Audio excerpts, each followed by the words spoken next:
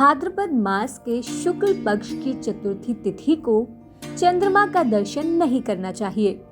कहा जाता है इस दिन चंद्रमा के दर्शन करने से झूठा कलंक लगता है। अब आप सोच रहे होंगे कि यदि भूलवश चंद्रमा के दर्शन हो जाएं, तो ऐसे में क्या करना चाहिए। आपको बता दें कि ऐसे में आपको परेशान होने की आवश्यकता नहीं है। इस वीडियो में दी गई कथा का श्रवण कर आप कलंक दोष से बच सकते हैं। भाद्रपद मास के शुक्ल पक्ष की गणेश चतुर्थी को चंद्रमा के दर्शन से चोरी का झूठा आरोप लगता है।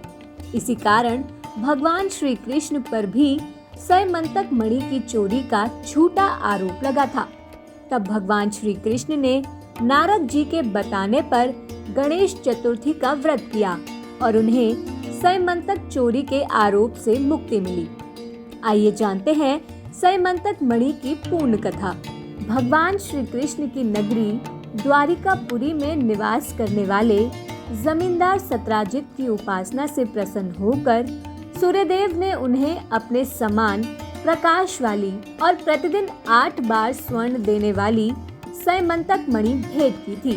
वह मणि जहाँ भी रहती वहाँ दुर्भिक्ष, महामारी, ग्रह पीड़ा आदि प्रवेश भी नहीं कर सकते थे। कभी कोई उपद्रव और अशुभ नहीं होता था। एक बार भगवान श्री कृष्ण ने प्रसंगवश कहा, सत्राजित, तुम अपनी मणि राजा उग्रसेन को दे दो। इससे यह बहुमूल्य वस्तु सुरक्षित हो जाएगी और तुम्हें यश भी मिलेगा।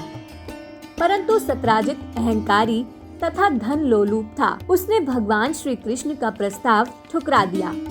एक दिन सत्राजित का भाई प्रसेनजित उस मणि को अपने गले में धारण कर शिकार खेलने के लिए वन में गया। वहाँ एक सिंह ने प्रसेनजीत को मार डाला और मणि को छीन लिया। उसके बाद ऋक्षराज जामवान ने सिंह को मारकर वह मणि अपने गुफा में ले जाकर बच्चों को खेलने के लिए दे दी। अपने भाई प्रसेनजीत के ना लौटने पर सत्राजित को बड़ा दुख हुआ। वह कहने लगा, संभव है कि श्री कृष्ण ने ही मणि के लोभ में मेरे भाई को मार डाला हो, क्योंकि वह मणि पहनकर वन में शिकार खेलने गया था। जब श्री कृष्ण को ज्ञात हुआ कि सत्राजित मुझे ही कलंक लगा रहा है, तब वह प्रसेनजीत को ढूंढने नगर के कुछ नागरिकों को लेकर वन में गए। वन में जाकर उन्होंने देखा कि किसी सिंह ने प्रसेनजीत और उसके घोड़े को मार डाला है। जब सिंह के पैरों के निशान देखते हुए वह लोग आगे बढ़े तो देखा कि एक रीछ ने सिंह को भी मार डाला है। रीछ के पदचिन्हों के निशान देखते हुए सब गुफा तक पहुँचे। भगवान श्री कृष्ण ने सब लोगों को बाहर ही बिठा दिया और अकेले ही घोर अंधकार से भरी हुई ऋक्षराज जामवान की भयंकर गुफा में प्रवेश किया। वहां उन्होंने देखा कि श्रेष्ठ सैमंतक मणि को बच्चों का खिलौना बना दिया है। भगवान श्री कृष्ण जैसे ही मणि लेने के लिए आगे बढ़े, अचानक क्रोधित होकर जामवान सामने आ गए। उस समय उन्हें भगवान की महिमा और प्रभाव का ज्ञान नहीं था, इसलिए वे भगवान श्री कृष्ण से घमासान युद्ध करने लगे।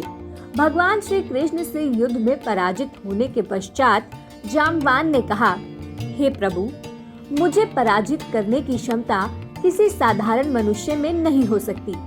मैं जान गया हूँ कि आप ही पुराण पुरुष भगवान विष्णु हैं।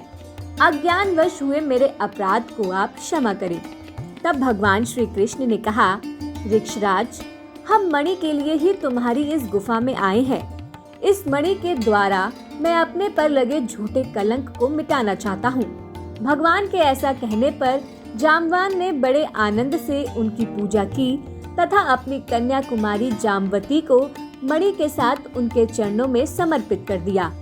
भगवान श्री कृष्ण अपनी नववधू जामवती के साथ द्वारका लौट आए और मणि सत्राजित को लौटाकर अपने ऊपर लगा कलंक मिटा दिया। अतः आप भी यदि इस दिन भूलवश अगर चंद्रमा के दर्शन कर लेते हैं तो इस कथा का श्रवण अवश्य करें। आप हमारे संतवाणी चैनल को सब्सक्राइब करें, वीडियो को लाइक करें, शेयर करें और हाँ, बेल आइकन पर क्लिक करना बिल्कुल ना भूलें, ताकि हमारी किसी भी वीडियो की सूचना सबसे पहले आपको मिले।